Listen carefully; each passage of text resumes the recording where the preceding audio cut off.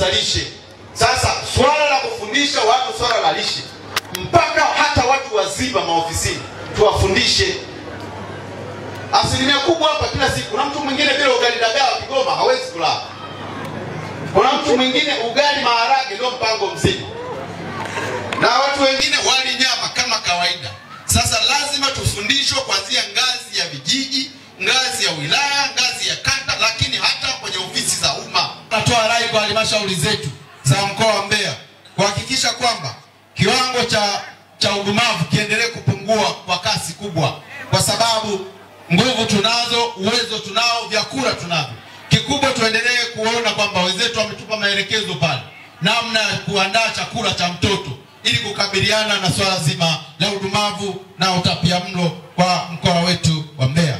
Aidha, kiwango cha uzito pungufu kimepungua kutoka 9.8 hadi 1.4. Ukondefu umepungua kutoka 2.7 hadi 0.6, na uzito uliozidi umepungua kutoka 5.3 mpaka 5.2. Haya ni mafanikio makubwa sana. Udumavu ni changamoto inayoathiri ukuaji wa kimwili na wa kiakili wa watoto na matokeo ya muda mrefu kwa afya zao, elimu na tija ya baadaye.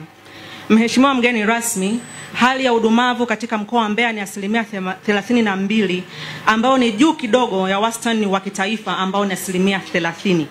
Hata hivyo, kwa vigezo vya shirika la afya duniani WHO, kiasi chochote kinachozidi 30% ya udumavu ni kiasi kikubwa sana. Hivyo basi hatupaswi kutulia, bali hali hii inatuita kuchukua hatua za haraka na za pamoja ili kulishughulikia visababishi vikuu na kupunguza athari za watoto wetu.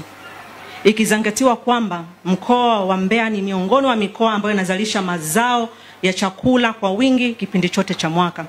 Wastani wa shilingi za Kitanzania bilioni 1 na milioni 300 zimetolewa ili kutekeleza mradi huu kwa kipindi cha mwaka mmoja. Ushirikiano huu wa CRS na Consonant ni fursa nzuri na kuboresha program za lishe na kujifunza mambo muhimu ambayo yatasaidia kutekeleza program za lishe katika mkoa mzima wa Mbeya. Walengwa wa mradi wetu ni watoto chini ya miaka 2 pamoja na wazazi wao. Kama mnavyoona, wengi hapa ni watoto chini ya miaka 5 na wazazi wao, lakini pia wajawazito, vijana wa rika balehe, wanaume vinara pamoja na wanajamii kwa ujumla wenu. Tuna afua mbalimbali ambazo tumelenga kuzitekeleza.